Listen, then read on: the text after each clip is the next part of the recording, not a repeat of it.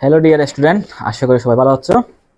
আজকে তোমাদের সাথে নিয়ে আসলাম অ্যাকাউন্টিং দ্বিতীয় পত্রে ষষ্ঠ অধ্যায় অনুপাত বিশ্লেষণের কিছু গুরুত্বপূর্ণ এমসিকিউ। ঠিক আছে, এখন দেখো এই এমসিকিউগুলো পরীক্ষা হচ্ছে বেশিরভাগ আসে এরকম।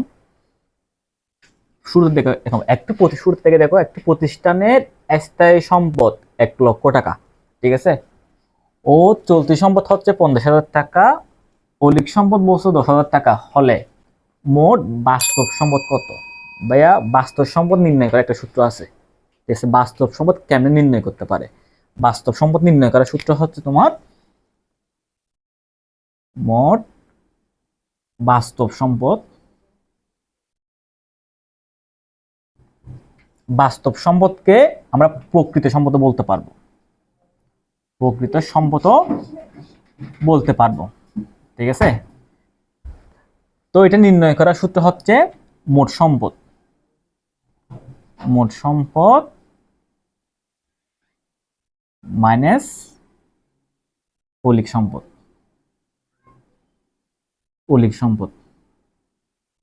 ঠিক আছে, মোট সম্পদ থেকে যখন মৌলিক সম্পদগুলো বিয়োগ করে দিব, আমরা বাস্তব সম্পদ অথবা প্রকৃত সম্পদ পেয়ে যাব। ঠিক আছে, এখন দেখো তো মোট সম্পদ কি?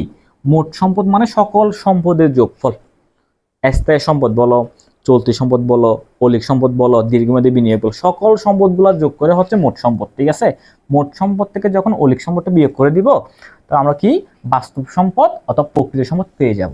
এখন দেখো, মোট সম্পদ মানে সকল সম্পদের যোগফল বলছি, যতগুলো সম্পদ আছে সবগুলো যোগ করলে আমরা মোট সম্পদ পাবো। এখন সকল সম্পদের যোগফল দেখো, স্থায়ী সম্পদ আছে 1,00,000 টাকা, চলতি সম্পদ 50,000 টাকা, আর হচ্ছে মৌলিক সম্পদ কয় টাকা? 10,000 টাকা। এখন সম্পদ সবগুলো যোগ করলে কত হচ্ছে? স্থায়ী সম্পদ 1,00,000, এদিকে 50, এদিকে 10, সবগুলো সম্পদ যোগ করলে হয় 1,60,000, 1,60,000। এখন সেখান থেকে যখন আমরা মৌলিক সম্পদগুলো বিয়োগ করতেছি, মৌলিক সম্পদ কত আছে? 10,000 টাকা। মৌলিক সম্পদ যখন বিয়োগ করতেছি আমরা বাস্তব সম্পদ পেয়ে যাব, বিয়োগ করলে হচ্ছে 1,50,000। ঠিক আছে, 1,00,000 কত? এটা বাস্তব সম্পদ বা প্রকৃত সম্পদ পেয়ে গেছি। এখন দেখো এই পরটা দেখো, কোনো প্রতিষ্ঠানে চলতি দায় 20,000 টাকা ও দীর্ঘমেয়াদী দায় হচ্ছে 30,000 টাকা হলে বহিদায়ের পরিমাণ নির্ণয় করতে বলছে। তো বহিদায় নির্ণয় করার সূত্রটা কি ভাইয়া? বহিদায় নির্ণয় করার সূত্র হচ্ছে চলতি দায় প্লাস দীর্ঘমেয়াদী দায়, দীর্ঘমেয়াদী দায়। চলতি দায়ের সাথে যখন দীর্ঘমেয়াদী দায়গুলো যোগ করে দিব, আমরা বহিদায় পেয়ে যাব। তো চলতি দায় কত আছে? এখানে চলতি দায় হচ্ছে 20,000 টাকা আছে, দীর্ঘমেয়াদী দায় হচ্ছে 30,000 টাকা। তো ভাইয়া যোগ করলে কত হচ্ছে? যোগ করলে হচ্ছে 50,000 টাকা। এটা হচ্ছে বহিদায়ের পরিমাণ। ঠিক আছে, 50,000 টাকা আনসার। এখন দেখো, এটা সবচেয়ে বেশি গুরুত্বপূর্ণ। কোন প্রতিষ্ঠানের চলতি মূলধন 50,000 টাকা এবং চলতি অনুপাত দিচ্ছে 5:3। 5:3 হলে চলতি সম্পদ ও চলতি দায় কত নির্ণয় করতে বলছে না? এখন দেখো, প্রথমে আমাকে এখানে কি দেওয়া আছে? প্রথম চলতি মূলধন দেওয়া আছে 50,000 টাকা। চলতি মূলধনের অপর নাম হচ্ছে কার্যকরী মূলধন। তো চলতি মূলধনকে আমরা কি বলতে পারি? চলতি মূলধনকে আমরা কার্যকরী মূলধনও বলতে পারি। ঠিক আছে, তো কয় টাকা দিয়েছে? এখানে 50,000 টাকা দিছে না? চলতি অনুপাত দিছে যে 5:3। তো আমরা দেখো, এই চলতি অনুপাতের প্রথম মানটা হচ্ছে চলতি সম্পদের, প্রথম মানটা হচ্ছে চলতি সম্পদের মান, দ্বিতীয়টা হচ্ছে চলতি দায়ের, চলতি দায়। এটা মনে রাখতে হবে, চলতি অনুপাতের প্রথম অনুপাতটা হচ্ছে চলতি সম্পদের অনুপাত, চলতি সম্পদের, আর দ্বিতীয়টা হচ্ছে চলতি দায়ের। এটা মাথায় রাখতে হবে। ঠিক আছে, 5:3 হলে আমাকে কি কি চাইছে এখানে? এটা চলতি সম্পদ নির্ণয় করতে বলছে, এটা চলতি দায় নির্ণয় করতে বলছে। তো মনে রাখবা যে যখন মূলধন দেওয়া থাকবে, যখন চলতি মূলধন অথবা কার্যকরী মূলধন দেওয়া থাকবে, সেখান থেকে সম্পদ দায় নির্ণয় করতে গেলে একটা নিয়ম মাথায় রাখতে হবে। প্রথম হচ্ছে অনুপাতের বিয়োগফল করতে হবে। কি করতে হবে? যে অনুপাতের বিয়োগফল। তো অনুপাত আছে এখানে আছে হচ্ছে 5:3, 5:3।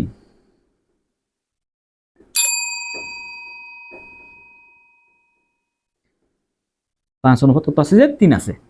প্রথমে যখন মূলধন দেওয়া থাকবে, মূলধন থেকে যখন সম্পদ আর দায় নির্ণয় করতে বলবে, তো প্রথম শুরুতে কাজ কি? শুরুতে কাজ হচ্ছে এই অনুপাতগুলো বিয়োগ করা। এটা 5 থেকে 3 গেলে কত হয়? 5 থেকে 3 গেলে ভাইয়া 2 হয়। ঠিক আছে, এখন মূলধন কত আছে? চলতি মূলধন আছে হচ্ছে চলতি মূলধন হচ্ছে 50,000 টাকা, তাই তো? 50,000 টাকা। এই মূলধন টাকাটাকে অনুপাতের বিয়োগফল কত পাইছি? বিয়োগফল পাইছি 2। 2 দ্বারা ভাগ করতেছি। 2 দ্বারা ভাগ করার পর প্রথম আমরা কি নির্ণয় করব? চলতি সম্পদ। তো এখানে সম্পদের অনুপাত কত ভাইয়া? সম্পদ হচ্ছে 5। 5 দ্বারা গুণ করতেছি। তো গুণ করলে কত হয়? 2 দ্বারা ভাগ 5 দ্বারা গুণ করলে হচ্ছে 1,25,000 টাকা হয়। আবার একটু বলি শোনো, যখন মূলধন, চলতি মূলধন বা কার্যকরী মূলধন দেওয়া থাকবে, তখন সেখান থেকে চলতি সম্পদ বা চলতি দায় নির্ণয় করার নিয়ম হচ্ছে, মূলধন যখন টাকা থাকবে প্রথম কাজ হচ্ছে অনুপাতের বিয়োগফল করা। তো অনুপাত বিয়োগ করলে কত হচ্ছে? 2। এই বিয়োগফল এটাকে মূলধনকে ভাগ করব, এ ভাগ করছি, ঠিক আছে? মূলধনটা কি করছি? যে ভাগ করছি। তো আমরা নির্ণয় করতেছি কি? চলতি সম্পদ। কি সম্পদ? চলতি সম্পদ। এখন দেখো এখানে সম্পদের অনুপাত কত আছে? যে এই সম্পদ হচ্ছে 5, সেজন্য 5 দ্বারা গুণ করছি।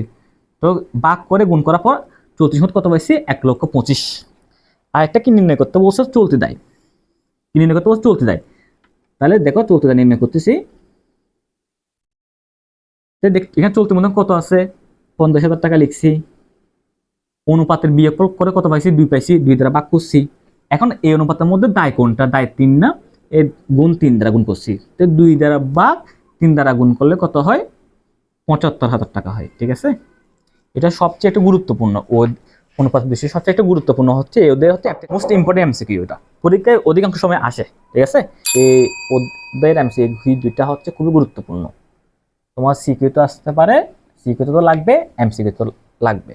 এখন দেখো, বিক্রয় হচ্ছে 12 লক্ষ টাকা। বিক্রিত পণ্যের ব্যয়ের উপর 25% লাভে পণ্য বিক্রয় করলে মোট লাভ কত? ভাইয়া মোট লাভ নির্ণয় করার অনেকগুলো সূত্র আছে, আমি একটু লিখে দেখাচ্ছি। মোট লাভ কেমনে কেমনে নির্ণয় করতে পারে? মোট লাভ নির্ণয় করার সূত্র হচ্ছে নিট বিক্রয় থেকে যখন বিক্রিত পণ্যের ব্যয় মাইনাস করে দিব, আমরা মোট লাভ পেয়ে যাব। বিক্রিত পণ্যের ব্যয় মাইনাস করলে আমরা কি পেয়ে যাব? মোট লাভ পেয়ে যাব। তো এখানে তো নেট বিক্রয় আছে 12 লক্ষ, তবে বিক্রিত পণ্যের ব্যয় নেই।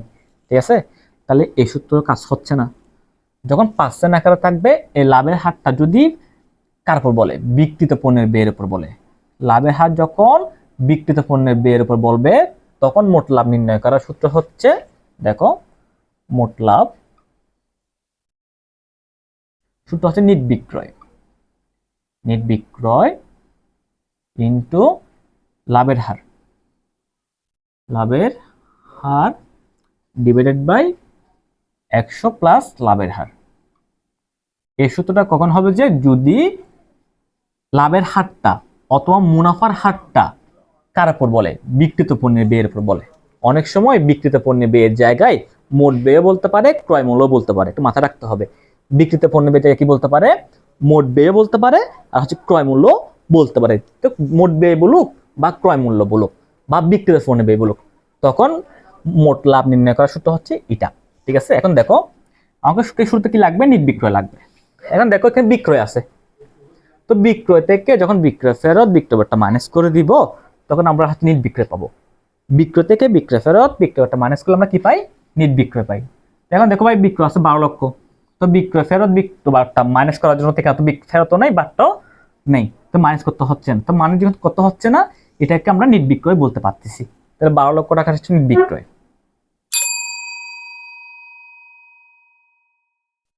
এখন লাভের হার লাগবে, তো লাভের হার কত পার্সেন্ট বলছে? 25%। এই 25 লিখছি, নিচে হচ্ছে 100 প্লাস লাভের হার।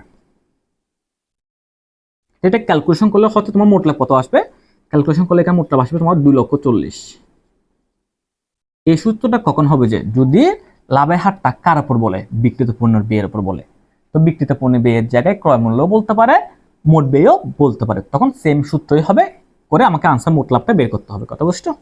এখন দেখো এরপরটা দেখো, বিক্রয় বলছে 12 লক্ষ টাকা, তো বিক্রয়ের উপর লাভের হার তাও কত পার্সেন্ট বলছে? 25% বলছে।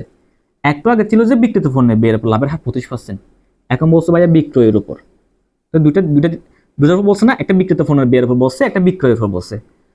তো বিক্রিত পণ্যের ব্যয়ের উপর বলছে বিদায় সূত্রটা এরকম হয়েছে।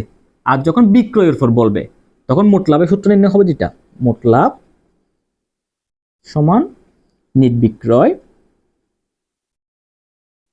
ইন্টু লাভের শতকরা হার। এই সূত্রটা কখন হবে? যখন লাভের হার বা মুনাফার হার বিক্রয়ের উপর বলা থাকবে। কিসের উপর বলা থাকবে? বিক্রয়ের উপর বলা থাকবে। তখন মোট লাভটা এভাবে নির্ণয় করতে হবে। এখন দেখুন আমাকে নিট বিক্রয় লাগবে, তো এখানে বিক্রয় আছে 12 লক্ষ, বিক্রয় ফেরতও নেই, বিক্রয় বাট্টাও নেই, থাকলে মাইনাস করে নিট বিক্রয় পাইতাম। যেহেতু মাইনাস করতে হচ্ছে না, এটাকে আমরা নিট বিক্রয় বলতে পারতেছি। 12 লক্ষ টাকা। লাভের হার কত পার্সেন্ট? 25%। ঠিক ক্যালকুলেশন করলে এখানে হচ্ছে মোট লাভ হচ্ছে তোমার 3 লক্ষ টাকা আসবে। মনে রাখবা, বিক্রিত পণ্যের ব্যয়ের উপর বললে সূত্র হবে যে এটা, আর যখন বিক্রয়ের উপর বলবে তখন সূত্র হবে যে এটা। এই দুটো হচ্ছে মোট লাভ নির্ণয় করা শেষ।